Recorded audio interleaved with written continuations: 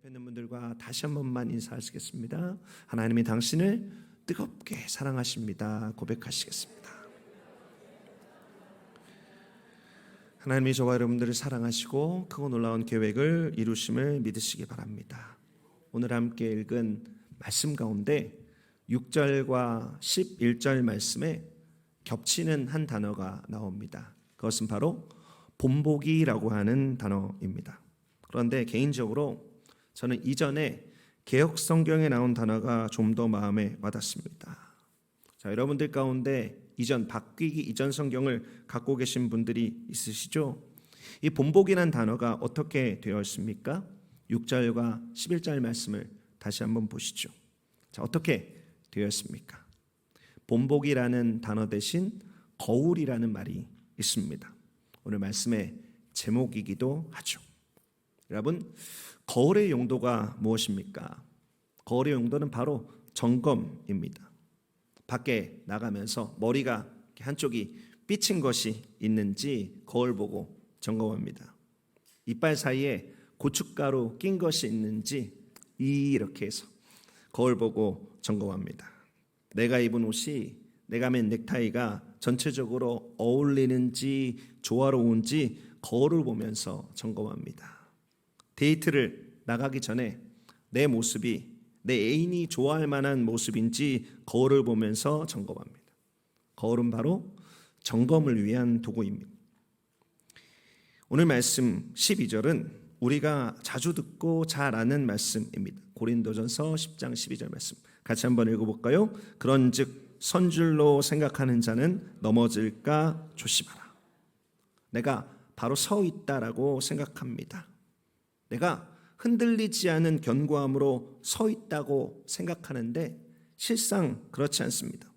자세가 좋지 않아서 곧 넘어질 수밖에 없는 처지입니다. 여러분, 안 넘어지려면 어떻게 합니까? 안 넘어지려면 내 자세를 내가 보고 점검해야 됩니다. 거울을 보고 자세를 고쳐야 하는 것이죠. 출애굽한 이스라엘 백성은 선줄로 생각했습니다. 고린도전서 10장 우리가 읽지 않은 초반부에 있는 말씀을 보면요, 이스라엘 백성들은 구름 기둥과 불 기둥의 보호와 인도를 받았습니다. 그들은 바다가 갈라진 틈으로 마치 모두가 함께 침례를 받는 것처럼 마른 땅을 밟고 홍해를 건넜습니다. 하늘에서 내리는 만나를 먹었고 반석에서 터져나오는 물을 마셨습니다. 이 기적을 경험하면서 이스라엘 백성들은 내가 서 있다라고 생각했죠. 그러나 광야에서 그들은 범죄했습니다. 하나님께서 기뻐하지 않는 행동들을 서슴지 않았고, 그래서 출애굽 1세대는 여호수아와 갈렙을 제외한 그 어느 누구도 약속의 땅에 들어가지 못하고 광야에서 다 죽었습니다. 하나님은 이 말씀을 바울을 통해서 우리에게 주시며 출애굽한 광야의 이스라엘을 우리의 거울 삼으라고 말하고 있습니다. 점검하라고 말하고 있습니다. 멋지게 다 차려입고 이제 다 준비되었다고 나가기 전에 거울 한번 보라고 말씀하십니다.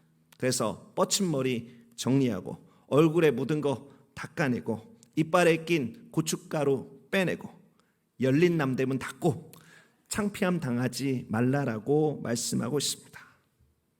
하나님께서는 이스라엘이라고 하는 거울을 보면서 우리에게 무엇을 점검하라고 하시는가? 자, 7절 말씀부터 거울에 비친 우리들의 모습, 거울을 보면서 우리가 점검해야 될 포인트가 하나하나 구체적으로 나오고 있습니다. 고린도전서 10장 7절 말씀 같이 한번 읽어보죠. 그들 가운데 어떤 사람들과 같이 너희는 우상 숭배하는 자가 되지 말라. 기록된 바 백성이 앉아서 먹고 마시며 일어나서 뛰논다 함과 같으니라. 자, 이 말씀 속에 우리가 거울을 보듯이 점검해야 될 모습이 무엇이라고 기록하고 있습니까? 너희는 우상 숭배하는 자가 되지 말라 말씀하고 있습니다. 첫 번째 점검해야 될 포인트, 거울 보면서 점검해야 될 포인트 이것입니다. 내가 우상 숭배하는 자가 되고 있지 않은가라는 것이죠. 이스라엘 백성들은 놀라운 기적을 경험하면서 시내산에 도착했습니다. 그러나 산 위에 하나님의 말씀을 받으러 간 모세가 늦어지자 금송아지 우상을 만들었습니다. 그리고 그것이 자신들을 애굽에서 인도해낸 신이다. 그게 우리에게 기적을 주었고 그 금송아지가 우리에게 필요한 것 주었다라고 말하면서 먹고 마시고 일어나서 뛰놀며 축제를 벌였습니다. 그들은 금송아지 우상을 기뻐했고 우상을 섬기는 것을 즐거워했습니다. 여러분, 우상이 무엇입니까? 우상은 돌과 나무, 금속 같은 것으로 쪼아서 깎아서 녹여 부어서 만든 것입니다. 그런데 실상 이런 것만 우상이 아니라 성경은 내 마음속에 하나님보다 더 사랑하는 것, 내 삶 속에 하나님보다 더 의지하는 것, 그것이 우상이라고 말씀하고 있습니다. 여러분은 우상을 기뻐하십니까? 하나님을 기뻐하십니까? 여러분, 이 질문의 대답은 너무 쉬울 수 있습니다. 그렇다면 내가 기대하지 못했던 보너스를 어느 날 회사에서 받는 것이 기쁘십니까? 아니면 주일 예배 참석했다가 생각하지 못한 찬양의 한 구절, 말씀의 한 구절에서 뭔가 가슴에 와 닿는 것이 기쁘십니까? 여러분의 마음을 거울 앞에 진솔하게 비춰보시기 바랍니다. 내가 일하면 돈 더 많이 벌 수 있는 기회와 주일 예배의 시간이 겹치면 여러분의 선택은 무엇입니까? 여러분은 무엇에 의지해서 무엇을 사랑하면서 살고 계십니까? 저와 여러분이 과연 시내산에서 금송아지 만들어서 하나님 대신 섬긴 이스라엘보다 더 낫다라고 말할 수 있을까요? 정직하게 저와 여러분의 마음속에도 우상 숭배자의 마음이 있습니다. 하나님을 섬기며 그가 주시는 말씀을 기대하며 기다리는 것보다 당장 눈앞에 있는 이익과 즐거움을 쫓아가고 그것을 움켜쥐었을 때 하나님을 만난 것보다 더 즐거워해서 그것으로 먹고 마시고 일어나서 뛰노는 광야에서 범죄했던 이스라엘 백성들의 모습이 우리들에게도 있다라고 하는 것입니다. 사랑하는 성도 여러분, 하나님은 저와 여러분들에게 거울을 비추십니다. 사랑하는 아들아, 사랑하는 딸아, 네가 서 있다라고 생각하니 이 거울을 좀 봐라.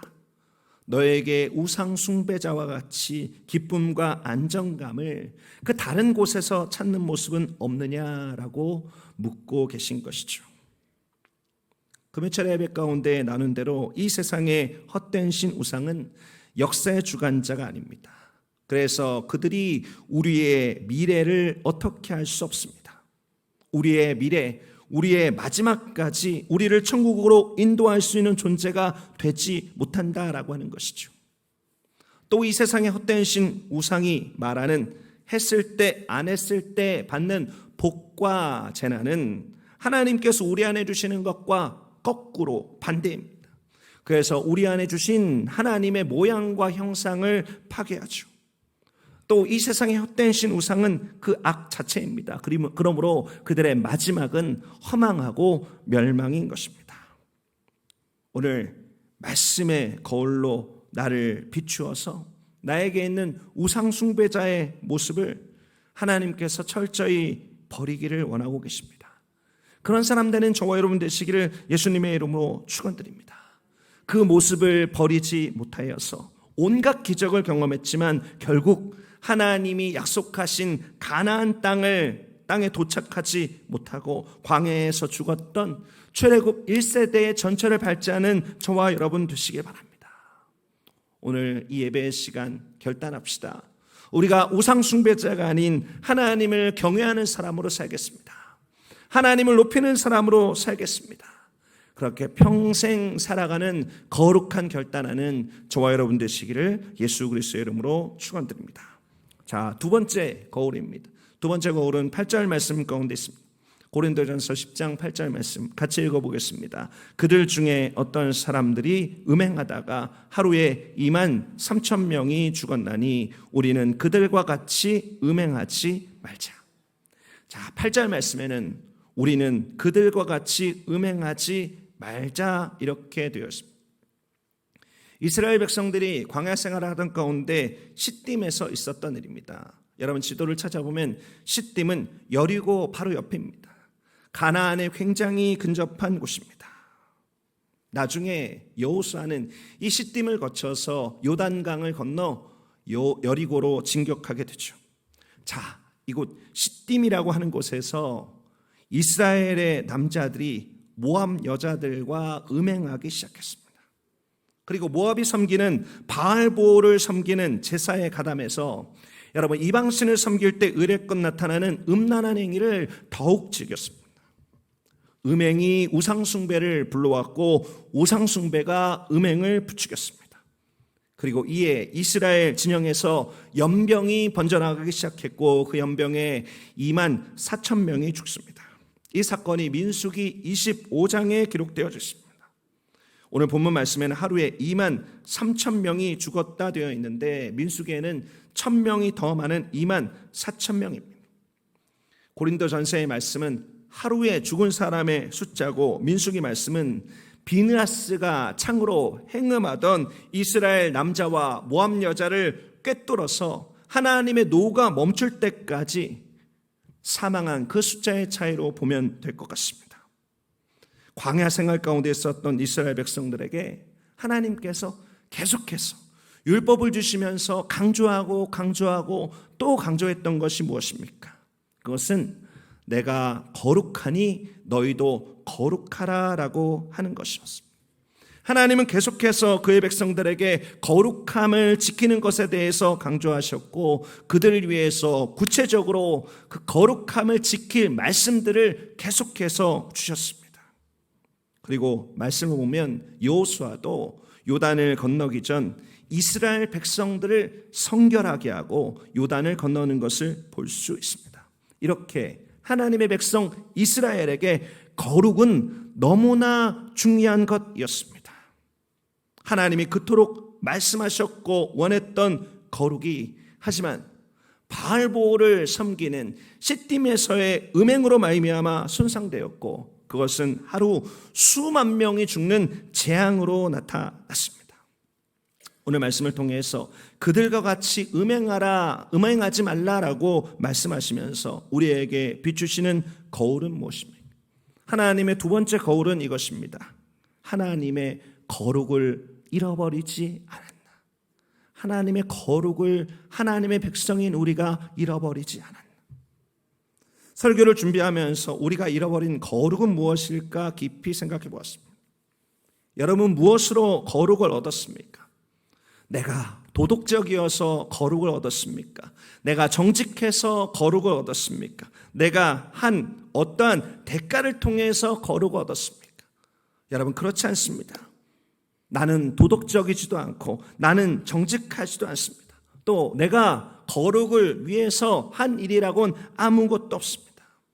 나의 거룩은 나를 위해서 죽으신, 나를 거룩하게 하시려고, 나를 의롭게 하시려고 내 죄를 지고 죽으신 나의 예수님 때문에 얻은 것입니다.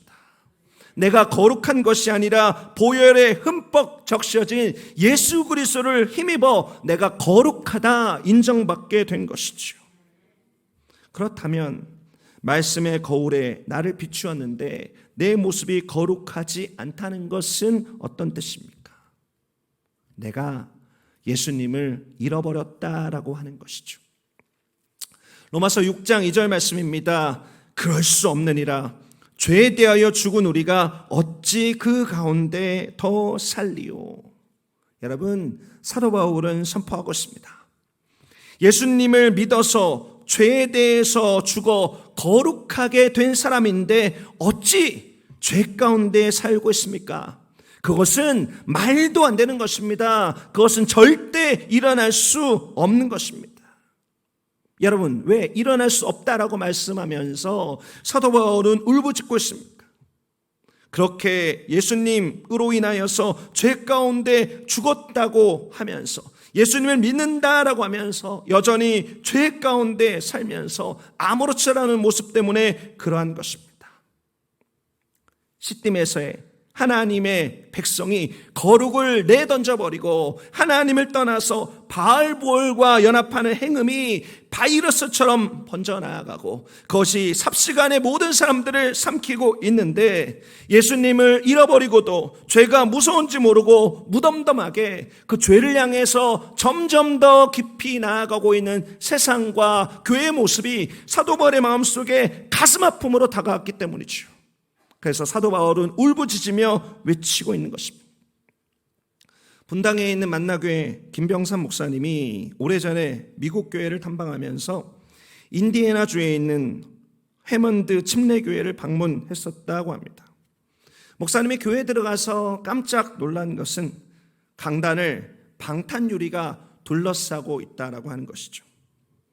관계자에게 이유를 물어보니 당시 교회를 담임하던 잭 하이스 목사님이 죄에 대해서 설교를 자주 하셨는데 어느 날 회중석에서 한 사람이 일어나서 그날도 죄에 대해서 설교하던 목사님을 향해서 총을 쐈다라고 하는 것입니다.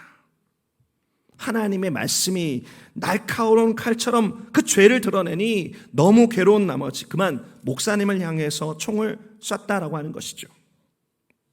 그 사건이 있고 나서 당회에서 목사님이 죄에 대한 설교 마음껏 하실 수 있도록 아예 강대상을 방탄유리로 둘러버렸다라고 하는 것입니다. 저는 그 이야기를 듣는데 목사님도 대단하고 당회도 대단하다라는 생각이 들었습니다. 그리고 그 교회를 꼭 방문해보고 싶다라는 생각이 들었습니다. 여러분, 그래도 그 시절은 죄에 대해서 설교하면 마음 아파하기도 하고 반응이 일어났던 시절이었습니다. 그나마 일말에 양심은 살아있게 괴로워 총을 쏠 망정 반응이 있던 때였습니다.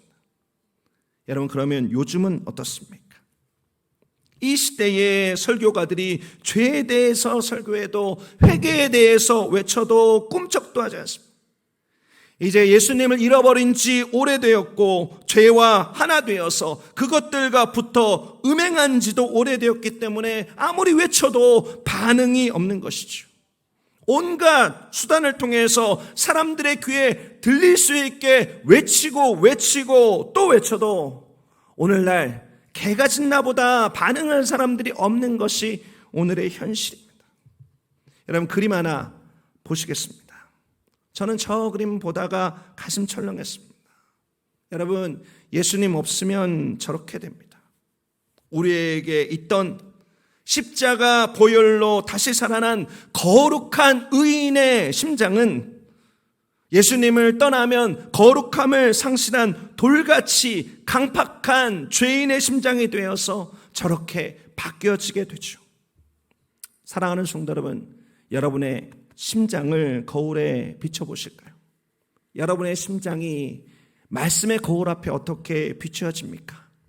예수님의 보혈의 피로 적셔진 거룩한 심장으로 오늘도 활발하게 그 심장이 뛰고 있습니까? 아니면 죄를 즐거워하다가 거룩과 생명을 상실한 심장으로 죽은 돌 같은 심장으로 멈춰 있습니까? 오늘 이 비추는 말씀 속에 다시 심장이 살아나는 은혜 있게 되기를 예수 그리스도의 이름으로 축원드립니다. 우리들의 심장을 말씀의 거울 앞에 비추어서 다시 뛰는 살아있는 심장으로 회복하는 축복의 역사 있게 되시기를 예수 그리스도의 이름으로 축원드립니다. 다시 예수님의 보혈의 은혜로 그 십자가로 다시 나아가 거룩한 하나님의 자녀로 생명력을 갖는, 그래서 쿵쾅쿵쾅 뛰는 살아있는 심장을 회복하는 것이 바로 오늘 지금 이 시간인 것입니다. 모두 다 예수님께 돌아서서 자기 소견에 오른 대로 행하는 이 시대, 다시 예수님께로, 다시 십자가로, 다시 진리로, 다시 은혜로, 다시 거룩으로 돌아가는 저와 여러분 되시기를 예수 그리스도의 이름으로 축원드립니다. 세 번째 거울입니다. 9절 말씀 함께 보시겠습니다. 같이 한번 고린도전서 10장 9절 말씀 읽어보겠습니다. 그들 가운데 어떤 사람들이 주를 시험하다가 뱀에게 멸망하였나니 우리는 그들과 같이 시험하지 말자. 자, 9절 말씀에는 이스라엘 백성들이 뱀에게 멸망한 사건을 기록하면서 시험하지 말자 이렇게 되었습니다. 민수기 21장에 있는 말씀을 보면 호르산을 출발한 이스라엘에게 하나님께서는 홍해길을 따라서 애굽으로 우회하는 땅으로 가라라고 그 길을 지시하셨습니다. 그 길은 사막과 광야를 거쳐야 하는, 인간적으로 보면 삥 돌아서 가는 길이었습니다. 그리고 하나님의 이 지시로 인하여서 이스라엘 백성들의 마음속에 그 마음이 상하였다라고 성경은 기록하고 있습니다. 고생 생각하는 것이죠. 왜 저렇게 삥 돌아서 굳이 사막길, 광야길을 가야 되는가? 그래서 이스라엘 백성들은 하나님과 모세를 향하여서 어찌하여 우리를 애굽에서 인도해내서 이 광야 가운데 죽게 합니까? 여기는 먹을 것도 없고 여기는 물도 없고 우리 마음이 이 하찮은 음식을 싫어합니다. 여러분, 이들이 말하는 하찮은 음식이 무엇입니까? 하나님께서 주셨던 축복의 만나입니다. 축복의 만나를 하찮은 음식으로 이야기하면서 싫어한다고 불평했습니다. 그리고 하나님은 그들에게 불뱀의 심판을 내렸습니다. 오늘 고린도전서 말씀은 이 사건을 주를 시험한 사건으로 기록하고 있습니다. 여러분, 시험했다라고 하는 의미가 무엇입니까? 여러분이 누군가를 시험할 때 어떻습니까? 여러분이 누군가를 테스트할 때 어떻습니까? 여러분, 내가 누군가를 테스트할 때 나는 답을 가지고 있습니다. 나는 기준을 가지고 있습니다.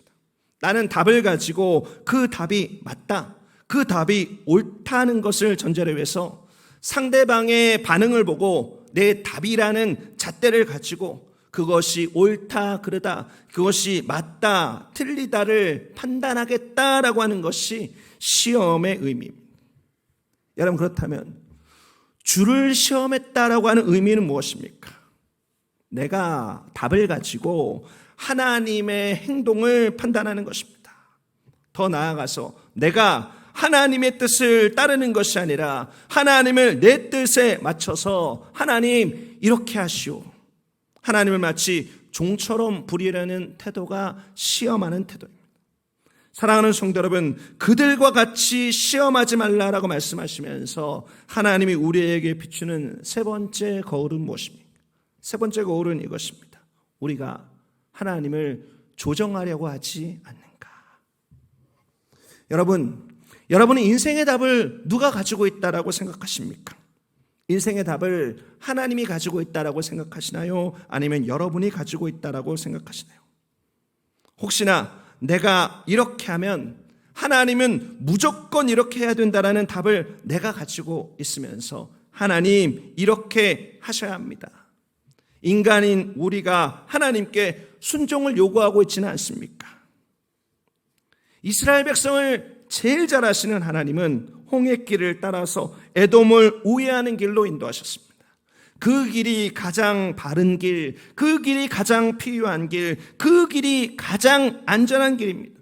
하나님께서 그 길로 인도하시는데 하나님, 이 길 싫습니다. 이 길엔 먹을 것도 없고 물도 없고 이제 하찮은 만나도 싫습니다. 저 너머로 가면 바로 가나안 있잖아요. 저도 이제 광야에서 잔뼈가 좀 굵었습니다. 저 길이 정답입니다. 이렇게 말하면서 하나님의 선하심과 하나님의 완전하심에 대해서 이스라엘 백성처럼 혹시 우리도 하나님을 시험하고 있지 않으십니까? 여러분은 기도할 때 여러분의 기도의 진도가 어디까지 나가십니까? 내 삶에 가장 긴박하게 와닿는 강력한 필요는 우리의 기도를 시작하게 하는 좋은 동기가 될 수 있습니다. 하나님, 건강이 필요합니다. 하나님, 우리 아들, 우리 딸 좋은 대학 붙게 해 주십시오. 하나님, 우리 아들, 딸 좋은 직장 갖게 해 주십시오. 여러분, 간곡한 필요가 있으면 이렇게 기도할 수 있습니다. 그런데 이 기도가 처음부터 끝까지 그냥 하나님께 다고 나에게 다고 해서는 안 되는 것이죠.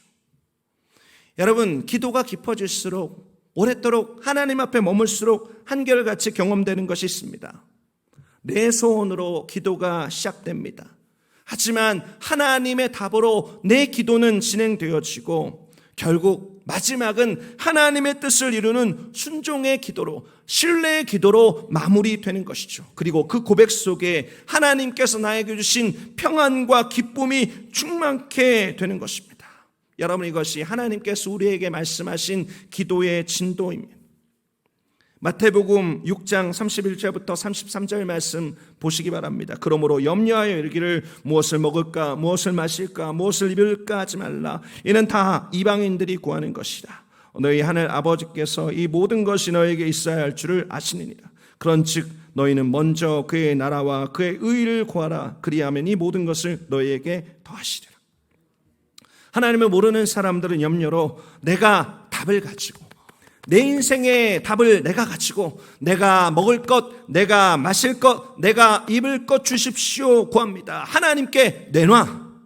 하나님께 내놔. 내놓지 않으면 난 너 믿지 않을 거야 라고 하나님을 협박하고 시험합니다. 그러나 우리 하나님은 내가 있어야 할 것을 나보다 더 잘 알고 계십니다. 내가 가져야 될 것들을 내가 정말 가져야 될 것들을 더 풍성하게 주시는 분이십니다. 그런 하나님을 사람이 감히 시험하는 것이죠.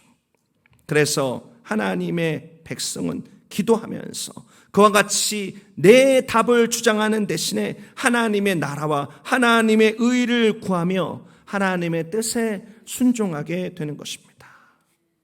사랑하는 성도 여러분, 여전히 고집스럽게 하나님 앞에 내 뜻을, 내 답을 가지고 주장하고 계신가요? 내 기준을 가지고 하나님의 것을, 이것이 옳네, 이것이 그르네, 이것이 좋네, 이것이 신뢰하고 계신가요? 나의 그 모습이 오늘 비추는 말씀의 거울을 통해서 나에게 혹시라도 발견되신다면 이제 그 모습에서 돌이켜 하나님께 드리는 신뢰의 기도를 회복하십시오. 순종의 기도를 회복하십시오. 하나님, 더 이상 하나님을 시험하지 않겠습니다. 더 이상 내 보좌에서 내가 앉아서 하나님을 이래라 저래라 하지 않겠습니다. 하나님을 조정하지 않겠습니다. 내 마음의 보좌를 하나님께 드립니다. 여러분, 이 기도를 통해서 불뱀 심판으로 멸망당할 사람이 아니라 하나님의 신실한 인도를 따라서 푸른 초장과 쉴만한 물가에 도달하는 은혜 있게 되기를 예수 그리스도의 이름으로 축원드립니다. 마지막 네 번째 거울을 나눠야 하는데 시간 관계상 이 내용은 다음에 말씀드려야 될 것 같습니다. 간단하게 정리만 하죠. 고린도전서 10장 10절 말씀입니다. 그들 가운데 어떤 사람들이 원망하다가 멸망시키는 자에게 멸망하였나니 너희는 그들과 같이 원망하지 말라. 여러분, 우리가 잘 아는 대로 이스라엘 백성들은 끊임없이 원망했습니다. 민수기의 별명이 불평기일 만큼 사람들은 끊임없이 광야를 지나는 동안 원망했습니다. 하나님이 약속의 땅, 젖과 꿀이 흐르는 가나안 땅을 약속했고 하나님은 그 약속을 지켜서 가장 빠른 길로 가데스 바네아, 가나안의 목전까지 인도하셨습니다. 그런데 그곳에서 이스라엘 백성들은 10명의 정탐꾼이 전해준 속임수와 원망에 사로잡혀서 축복의 밥그릇을 발로 빵 차버렸습니다. 원망하다가 하나님께서 베풀어 주신 가나안 입성을 바로 앞두고 40년의 광야 유리 생활이 시작되게 됩니다. 오늘 말씀에 원망하지 말라라고 말씀하시며 하나님 우리들의 삶에 네 번째 거울을 비추고 계십니다. 네 번째 거울 무엇인가? 범사에 감사 대신 원망하고 있지 않은가? 여러분, 이 거울에 비춰진 여러분의 모습은 어떻습니까? 하나님은 우리에게 우리가 생각한 것보다 어마어마한 것을 주셨습니다. 마음껏 마실 수 있는 공기와 물을 주셨습니다. 우리의 공동체, 교회와 가정을 주셨습니다. 우리에게 일용할 양식을 주셨고 수고할 수 있는 육체와 수고할 수 있는 기회 등등 우리들의 삶의 모든 것을 아낌없이 주셨고 오늘도 주고 계십니다.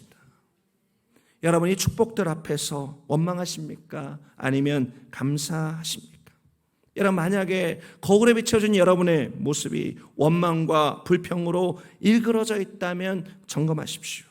그리고 감사로 여러분의 삶을 새롭게 하십시오. 여러분이 감사에 대해서는 곧 다가오게 될 추수감사 절기 가운데 더 집중해서 나누도록 하겠습니다. 오늘 하나님께서는 저와 여러분들에게 네 가지의 거울을 비추어 주십니다. 네 가지 거울을 비추어 주시면서 선줄로 생각하는 우리들에게 점검하라라고 말씀하십니다. 첫 번째 거울은 이것입니다. 우상 숭배하는 자가 되고 있지 않은가. 다시 하나님께로 돌아가시기 바랍니다. 두 번째 거울은 이것입니다. 하나님의 거룩을 잃어버리고 있지 않은가. 이 거울을 바라보시면서 다시 예수님의 보혈의 피로 충만케 되시기 바랍니다. 하나님을 조종하려고 하지 않는가. 여러분 이 거울을 보면서 다시 하나님의 말씀으로 순종하는 은혜 있게 되시기 바랍니다. 범사에 감사되시는 원망하고 있지 않은가라는 거울을 비추어 보면서 주님 범사에 감사하는 삶을 살겠습니다. 나를 구원하신 하나님, 나에게 가장 좋은 것 풍성하게 주신 하나님께 감사의 고백을 드리겠습니다. 이렇게 살아가는 저와 여러분 되시기를 예수 그리스도의 이름으로 축원드립니다. 기도하시겠습니다. 존귀하신 하나님 감사합니다. 저희들에게 오늘 말씀의 거울을 비추심을 감사합니다. 우리가 하나님을 떠나서 하나님께서 기뻐하지 않는 모습들이 우리 가운데 있는지 살펴봅니다. 주 하나님께서 큰 은혜로 함께 하셔서 돌이킴의 축복을 허락하여 주시고 거울을 바라보면서 우리들의 삶을 점검해 우리의 삶이 새로워지도록 인도하여 주옵소서. 모든 말씀 예수 그리스도의 귀하신 이름으로 기도드립니다.